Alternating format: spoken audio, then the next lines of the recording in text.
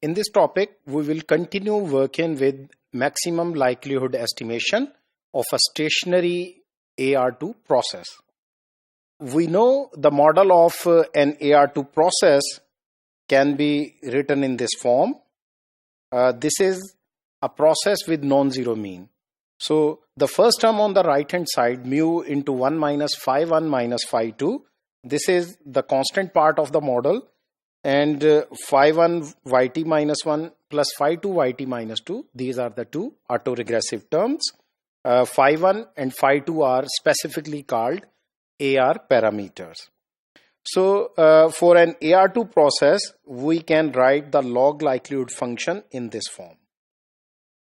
This first term on the right hand side is the joint density of the first two observations, while the second term is the sum of n minus 2 observations, where we have the conditional density of y2 conditioned on yt minus 1 and yt minus 2. So this is the typical structure of a likelihood function for an AR2 process. We know that the joint density, the log of joint density of y1 and y2 is equal to the constant part minus 2 by 2 log of sigma z square minus 1 by 2 log of m2 determinant, where m2 is the matrix of order 2 with involving the parameters of AR2 process. And this last term is a squared quantity where y vector is actually a vector of length 2 consisting of y1 and y2.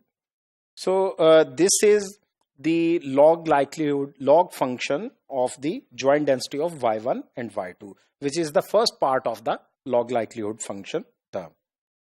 Now we will work with this second term, where we need to derive the conditional density of y2 conditioned on yt minus 1 and yt minus 2.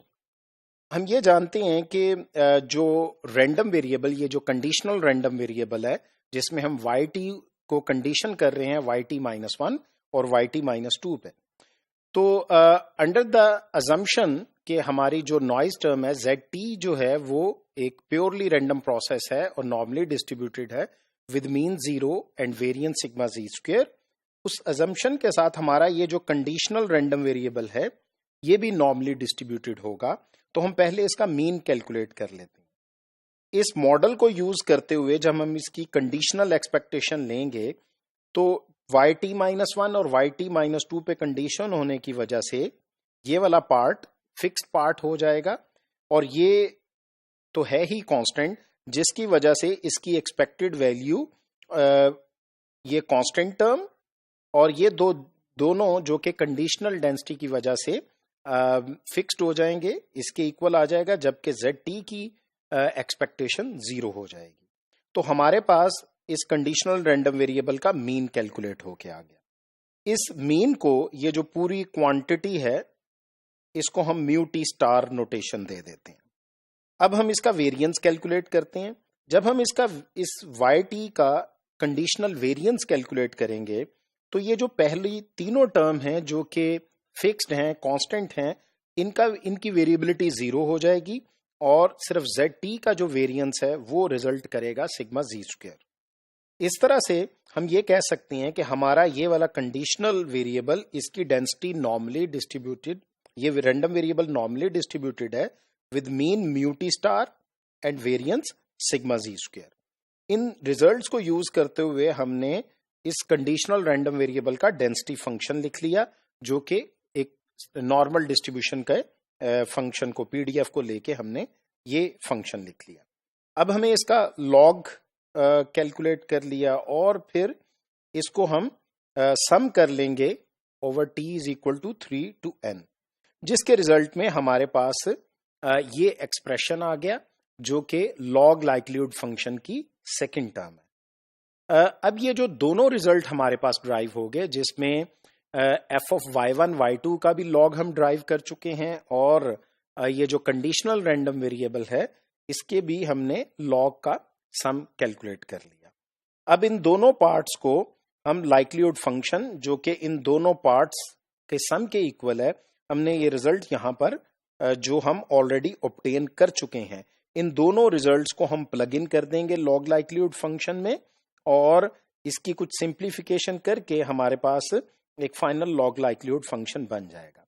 इसमें जो important चीज note करने वाली है कि ये जो पहली टर्म थी जिसमें y1 y2 की ज्वाइंट डेंसिटी थी, और ये सेकंड टर्म जिसमें 3 to n तक टाइम पॉइंट की जो ऑब्जर्वेशंस हैं जहां पर कंडीशनल डेंसिटी थी, जब हम इन दोनों को मिलाएंगे एक कांस्टेंट टर्म बनेगी। इसके अलावा एक लॉग ऑफ सिग्मा जी स्क्वायर की ये टर्म है और एक लॉग सिग्मा जी स्क्वायर की ये टर्म है, ये दोनों मर्ज होके हमारे पास -n/2 लॉग सिग्मा जी स्क्वायर बन जाएगा।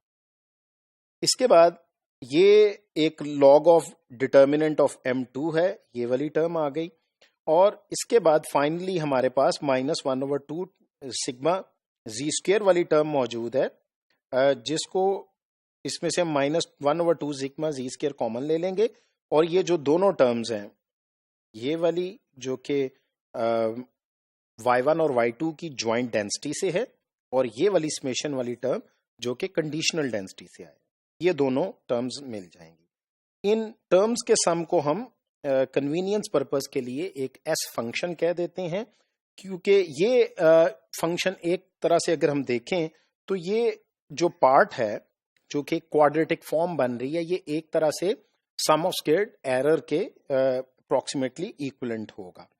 तो इस तरह से ये हमारे पास लॉग लाइक्लीहुड फंक्शन बन गया, जिसकी मैक्सिमाइजेशन से हम अपने पैरामीटर्स के ML एस्टिमेट्स फाइंड कर सकते हैं।